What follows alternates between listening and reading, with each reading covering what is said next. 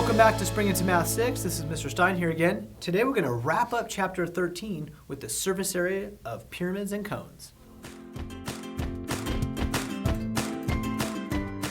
Okay, so we're looking at the surface area of pyramids and cones.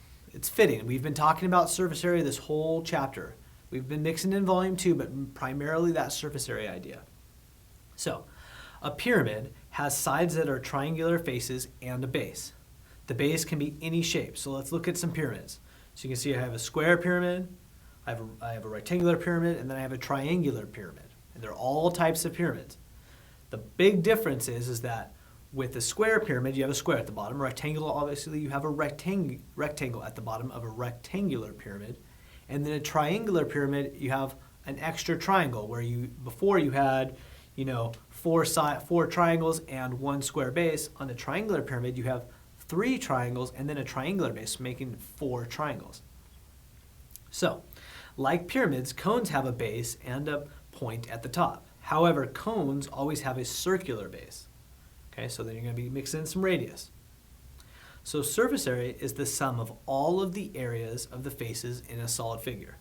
So imagine you could swap a pyramid or cone Imagine you could wrap a pyramid or cone in wrapping paper like a present.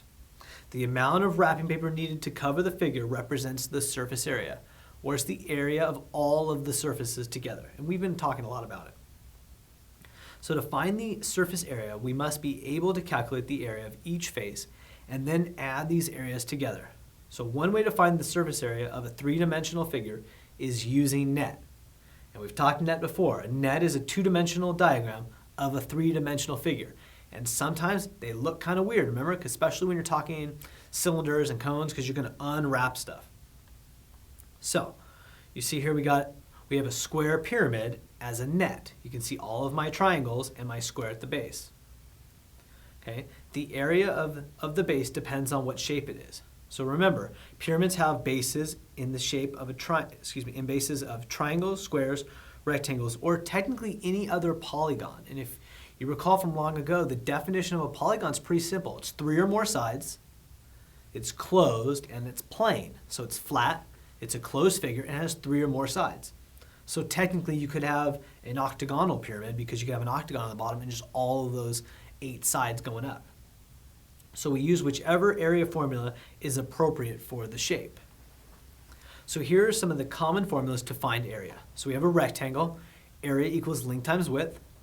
Then we have a square, area equals side squared. And then we have a triangle, area equals 1/2 base times height. Those are your 3 primary formulas that you can use for area. And truly, out of all the things in math, these really stick with you. I mean, I always remember 1/2 base times height, or pi r squared even. Like, these things are really common formulas you're going to use for a long time. So take a look at the pyramid below. Which formula should we use to find the area of the bases? So think about it. Let's take a look at our pyramid. First, you got to think what kind of pyramid it is. So the base of the pyramid is a square with sides of 6 centimeters, so we should use the area formula for a square. Now we can find the area of the base. So we have area equals side squared. So if the sides were 6, the area equals 6 squared. 6 squared is 36, because 6 times 6 is 36 centimeters squared. So then next we need to find the area of one of the triangles. There are 4 triangles, but we can work by finding the area of one of the triangles. We use the formula area equals 1/2 base times height. So the base width is 6 centimeters, and the height of the side is 4 centimeters. So we just plug and play. We have area equals 1/2 6 times 4. So I think 1/2 24, because 6 times 4 is 24, or you can think of it like, you could do it a different way. You could think, well, I'm going to just take half of 6 is 3 times 4. Either way, you're going to get 12 centimeters squared. Now, since there are 4 triangles, we can multiply this area by 4 and add the area of the square. So if I have my surface area is essentially then going to be equal to 4 times 12, because I have 4 triangles with an area of 12 plus 36, which is my area of my square bottom. So then I have 4 times 12 is 48, and 48 plus 36 is 84, and then I have 84 centimeters cubed. And remember, because we're not talking volume, so it's still cubed or square. Squared, I said cubed, I meant squared, I apologize. Now, let us see each face of a pyramid so that we can calculate its area.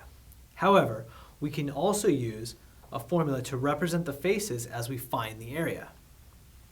The formula is like a shortcut because we put the measurements in the appropriate variable in the formula and solve for SA, or surface area.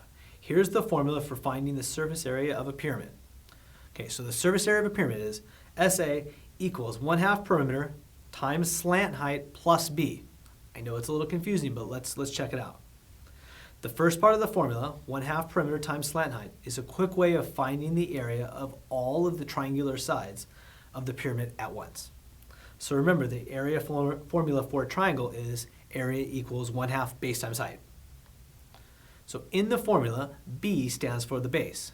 Now, the perimeter of the pyramid's bottom face represents all of the bases of the triangular faces at once because it's their sum. Now, I know I'm using a lot of language here. We're going to look at an example and really iron it out. The height of each triangle is always the same, so we can just call this the slant height of the pyramid.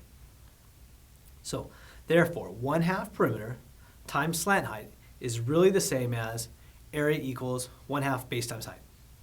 So the B in the formula represents the base's area. I know it's a little tricky. Remember, we're talking about the whole area of that base, that bottom figure. So remember, pyramids can have bases of different shapes. So the area formula we use to find the B varies, depending on if you're finding a rectangle, a square, or a triangle. So we find the base's area first, then we put it into the formula in place of B. So let's give it a try. So what is the surface area of the pyramid? So we have this pyramid. You can see our slant height, and you can see that it's a square pyramid. So the four sides of the base are all 8.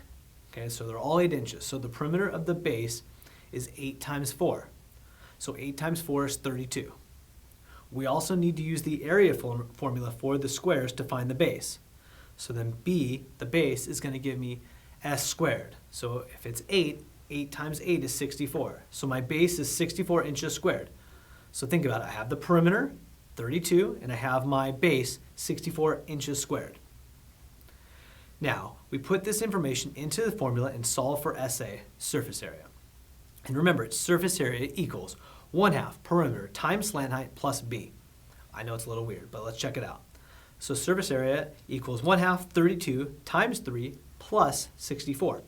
And guys, now the reason we're doing it like this is if you're using the perimeter, you're using all 4 of the sides, and you're using the side length that you're going to need to use. So then if you think 1/2 of 32 is 16 times 3 plus 64, order of operations says you're going to do what's inside the parentheses first. So then I'm going to say 16 times 3 is 48, and then 48 plus 64 is 112. And then you're going to go back to your unit of measure, which is inches, and you're going to square it. So inches squared. All right, so now find the surface area of this figure. So you can see here I have a decimal. It's going to make it a little bit more challenging, but not impossible. So you can see here I have 16 centimeters, and 13.86 centimeters as my slant height. So first of all, what kind of pyramid is this? Okay, it is a triangular pyramid because its base is a triangle. That means we need to use the area formula for triangles to find B. So the base's sides are all the same length. So we can calculate the perimeter by multiplying 16 times 3. And the 16 times 3 is 48. So let's find B. So B equals 1/2 base times height. Okay, so if we have 1/2 16 times 13.86, okay, I'm just going to half 16 and make it 8, and 8 times 13.86 gives me 110.88 centimeters squared. Okay, so that's my base in my formula. So now we're ready to put all of that information into our formula. Let's see what happens. So we have our formula, remember, is 1/2 perimeter times slant height plus B. And you guys got to write this one down. This one's a hard one to remember. So we have 1/2 of 48 times 6 plus 110.88.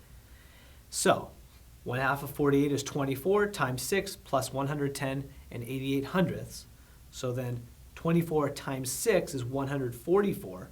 And 144 plus 110.88 is 254 and 88 hundredths centimeters squared. Now, I know that's a mouthful. It seems like a lot. but each step isn't overly complicated if you just take your time and work through it. And that's going to do it for Chapter 13. See you next time for Chapter 14.